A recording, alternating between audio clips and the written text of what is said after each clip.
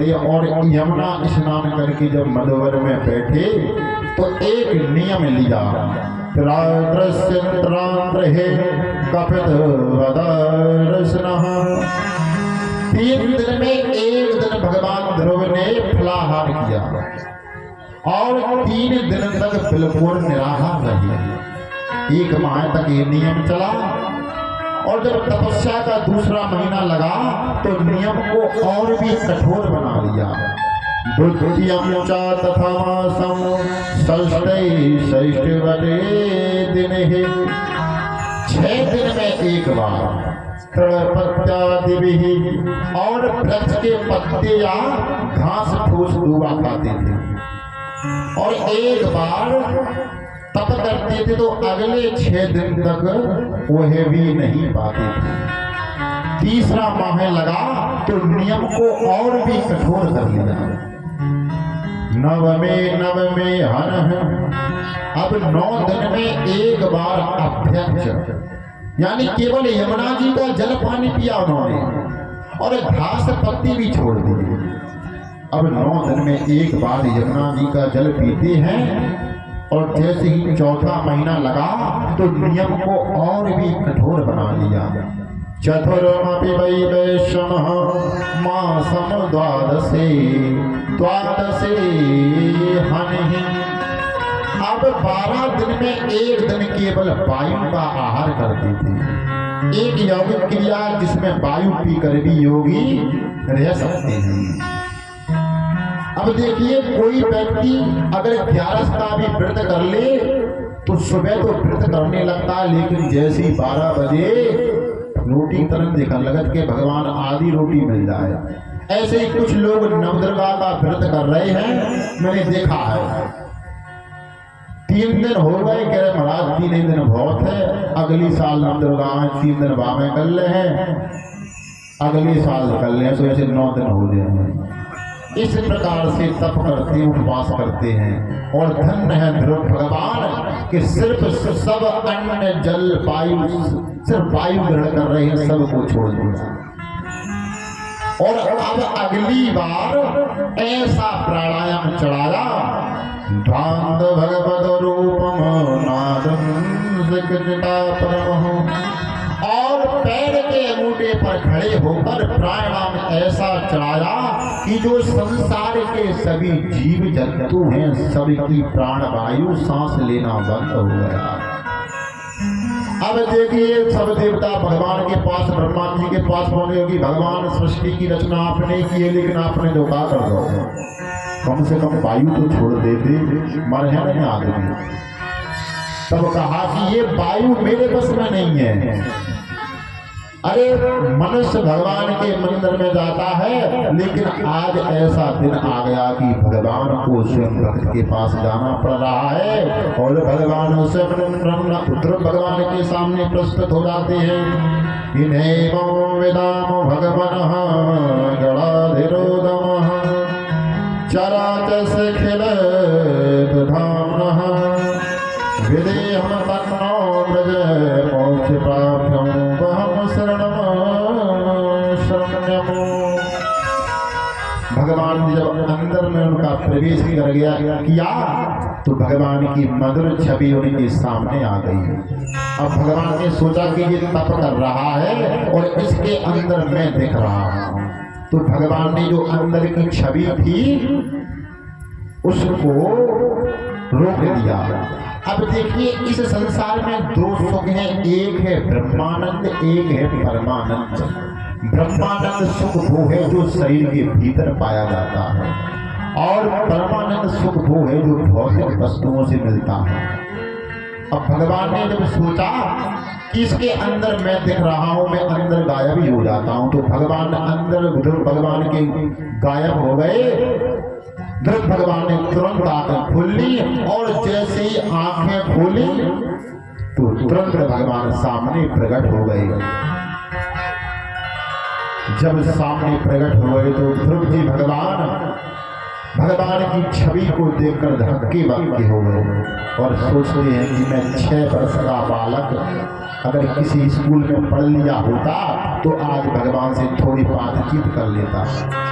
अगर कोई अधिकारी बड़ा अधिकारी आ जाए तो अपन मनुष्य बोलने में भी डरता है कि बड़ा अधिकारी है। इस प्रकार जब ध्रुव भगवान ने सोचा कि मैं 6 वर्ष का बालक भगवान से क्या पूछूं, अब भगवान समझ गए कि मोकम करोति वाचालम पंगुलं यति गिरम यद कृपा तमहं वन्दे परमानंद माधवम्। जिनकी कृपा से मूक व्यक्ति भी बोलने लगता है और जो लंगड़ा होता है वो भी गिर जैसे पर्वत को चढ़ सकता है।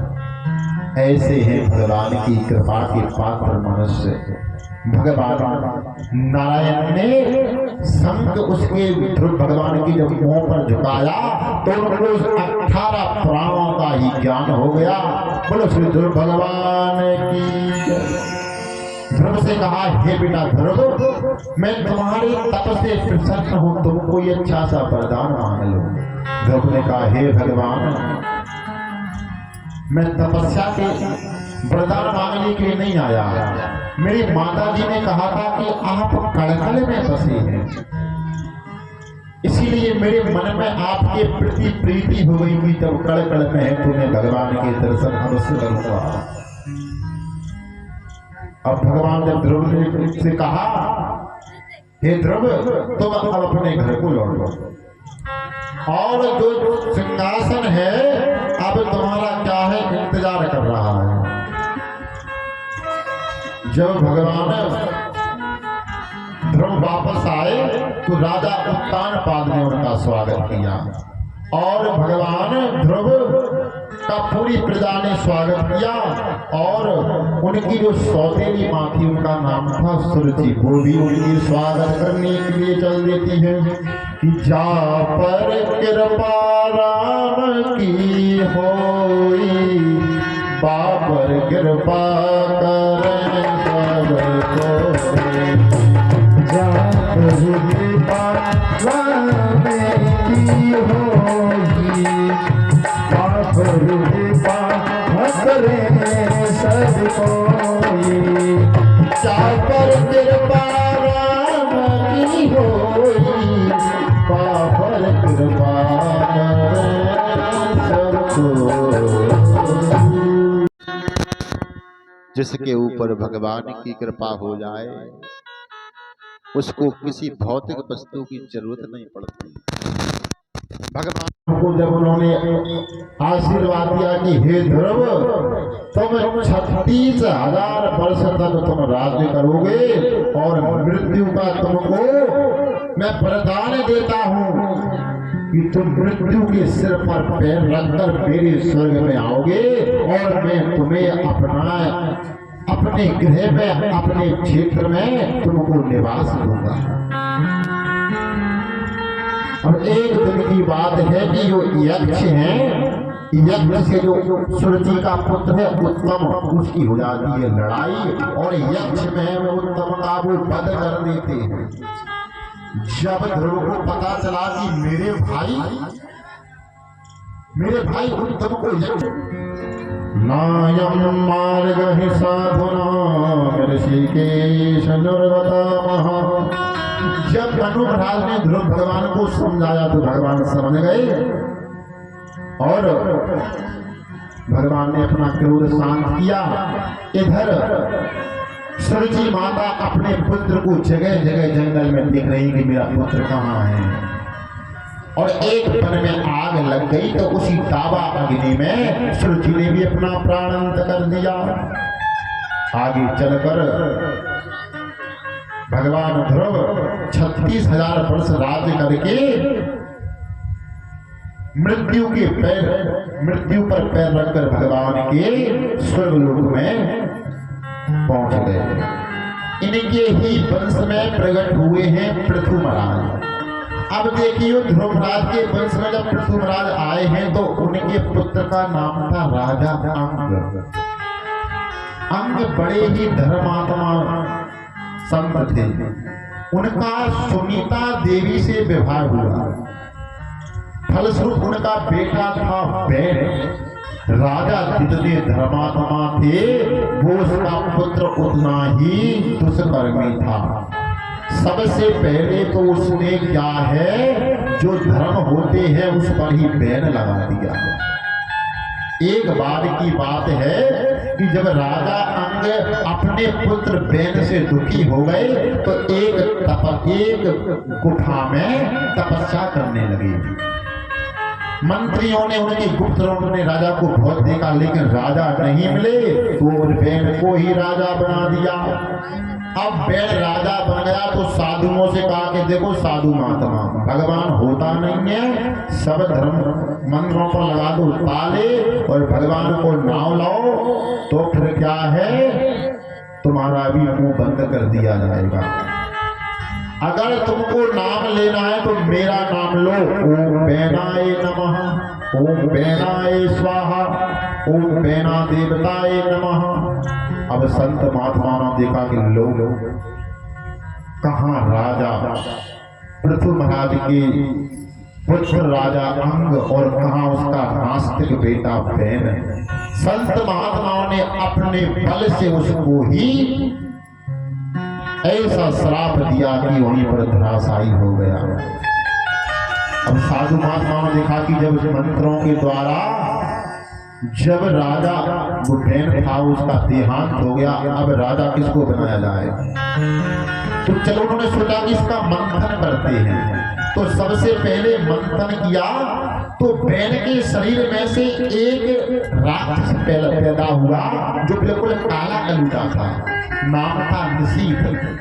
देवताओं ने कहा कि भैया तपस्या करो, तुम तपस्या करो। इसके बाद दूसरी बार मंथन किया तो भगवान स्वयं साक्षात प्रभु पधारे, जिनके हाथों में शंख चक्र के चिन्ह देखकर सभी देवता समझ गए कि हाँ यही भगवान है। सबने मिलकर पृथु को चक्रवर्ती की पदवी प्रदान की, गद्दी पर बैठा कर उनको तिलक किया, नाना प्रकार से स्तुति कर रहे हैं। लेकिन महाराज पृथु ने कहा कि देवता ये बताओ, अभी तो मेरा सिर्फ मंथन ही हुआ है, तो मेरी इतनी आदर सत्कार क्यों कर रहे हो? तो सब कहते हैं कि हे महाराज इसलिए कर, मैंने तो आज तक कोई काम कुछ किया ही नहीं। तो सब देवता कहते हैं कि जो पृथ्वी है इसने अन्न दाना देना बंद कर दिया है, आप कोई ऐसा उपाय सोचें जिससे ये धरती है ये अन्न पानी देने लगेगी। तो पृथु ने अपनी शक्ति से पृथ्वी से कहा कि हे पृथ्वी, तुम्हारा काम है कि एक दाना लो और हजारों दानों उत्पन्न कर दो, मेरी प्रजा को अन्न प्रदान करो। तो पृथ्वी ने नहीं सुना तो पृथु महाराज को क्रोध आ गया। वसुदे त्वाम वदिष्यामि मच्छासन प्राणमुखी महा। पृथ्वीराज ने कहा कि अगर तुम अपने पोषक तत्वों को बाहर नहीं निकालती हो तो हे पृथ्वी मैं तुम्हारा वध कर दूंगा। अब पृथ्वी मैया घबरा गई और साक्षात पृथ्वीराज के सामने प्रकट हो गई और कहती है कि क्षमा करें महाराज, आपकी जो पिताश्री है बैन, उन्होंने इस सब पर ही बैन लगा दिया, तो मैंने भी धरती पर बैन लगा दिया, जिससे क्या है कोई भी उपजाऊ फसल नहीं हो रही है। अब राजा पृथु ने इतने यज्ञ किए, इतना धर्म किया कि उनके 100 उन्होंने यज्ञ पूरे कर रहे थे, 1-2 ही बचे थे। तो अब देखिए जो पहले 100 यज्ञ कर लेता था उसको इंद्र को अपना राज छोड़ना पड़ता था। अब इंद्र को सिंहासन ढूंढने लगी कि राजा पृथु ने 100 यज्ञ के पास पहुंच गया, क्या किया जाएगा। तो जो इंद्र था राजा पृथु यज्ञ कर रहे थे तो अश्वमेध यज्ञ का जो घोड़ा है वो चुरा लाया। पृथु महाराज के पुत्र ने इंद्र को युद्ध में परास्त करके घोड़े को जीत लिया, इसलिए उनका नाम हुआ विजिताश्व। इसके बाद पाखंड का वहीं से प्रारंभ हो गया। इंद्र भगवान ने एक बार घोड़ा चुराया, लेकिन अब दूसरी बार घोड़ा चुरा लिया। इस प्रकार भगवान प्रकट हुए, उनसे कहा कि हे राजा अंग तुम वरदान मांग लो। राजा अंग ने वरदान मांगा कि हे भगवान मुझे 10,000 कान दो, कि 10,000 कान से मैं सिर्फ भगवान का ही कीर्तन सुनूं और भगवान के गुणों का गुणगान करूं। इस प्रकार भगवान ने उनको इस प्रकार का आशीर्वाद दिया और राजा अंग को अंत में भगवान ने अपने गढ़ों में शामिल किया। इस प्रकार राजा अंग ने पृथ्वी से धरा से नाना प्रकार की फसलों का प्रचलन शुरू किया। अब देखिए जो कल की कथा है, कल की कथा में वामन अवतार है और समुद्र मंथन है, भगवान का जन्मदिन भी है, प्रकट उत्सव। तो आप सभी से आग्रह है कि 2 बजे उपस्थित हो जाएगा। और कल नरकों का वर्णन है, बहुत सारी कथा बची हैं जो कल 2 बजे से पुनः प्रारंभ करेंगे। बोलो श्रीमन नारायण नारायण हरि हरि, श्रीमन नारायण नारायण हरे हरे, श्रीमन नारायण नारायण हरे हरे, श्रीमन नारायण नारायण हरे हरे, श्रीमन नारायण नारायण हरे हरे, श्रीमन नारायण नारायण हरे हरे।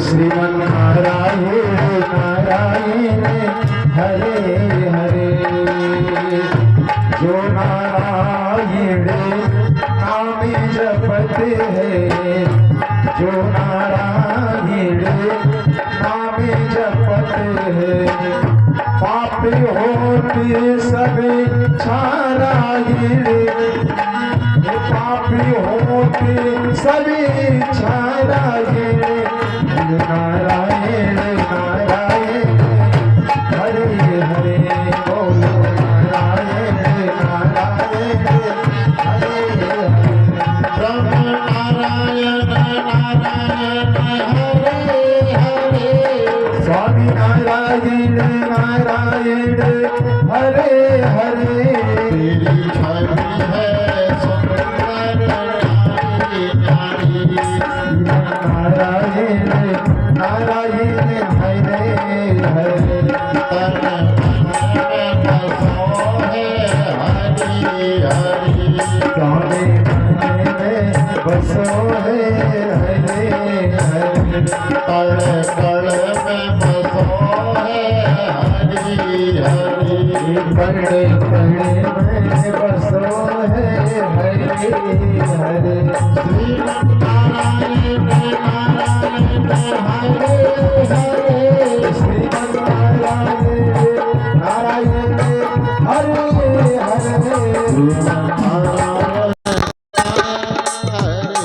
हरे, ओ श्रीमन नारायण नारायण हरे हरे, गोविंद नारायण नारायण हरे हरे, ओ गोविंद नारायण नारायण हरे हरे, हरि ओम हरि ओम हरि ओम हरि ओम, हरि ओम हरि ओम हरि ओम हरि ओम,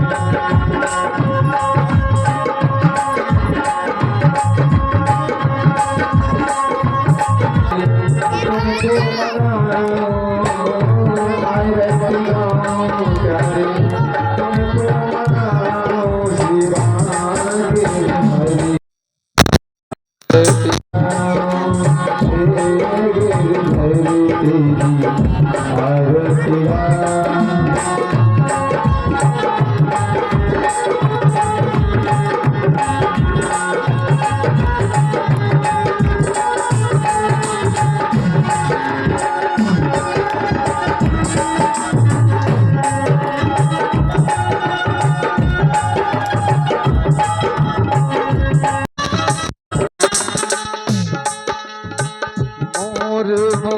के प्यारो सुख सोवे मोरे मुखोवे प्यारी बंसी तेरो मन मोवे प्यारी बंसी तेरो मन मोवे तेरी छवि कोरे हरि बलिया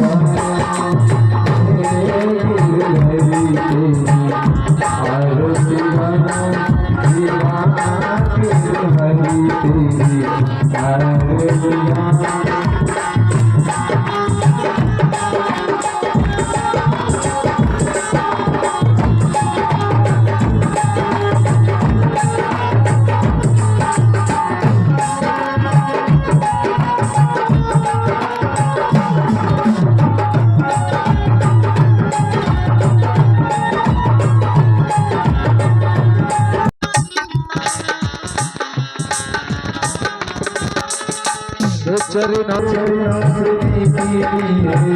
गंगा जी प्यारी जिसने सारी दुनिया पारी जिसने सारी दुनिया पारी तेरे चरणों में सेवा हरि तेरी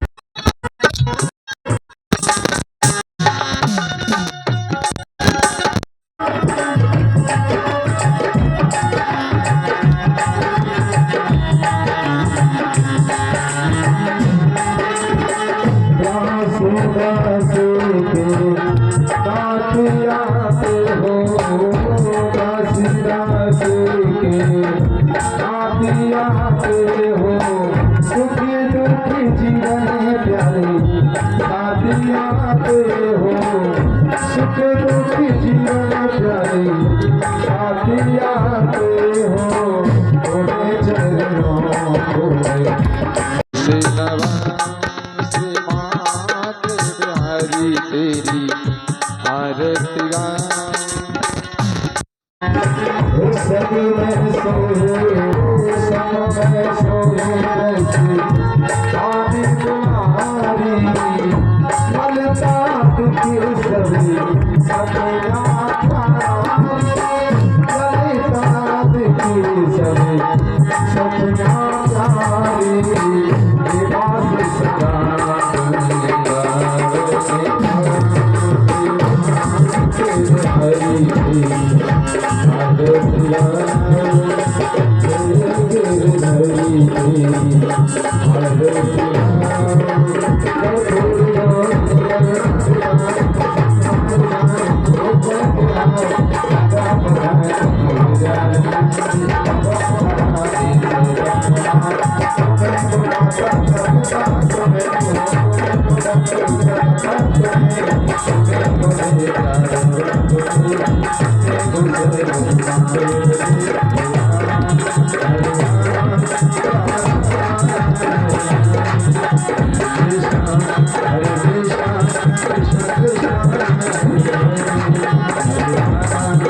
Hare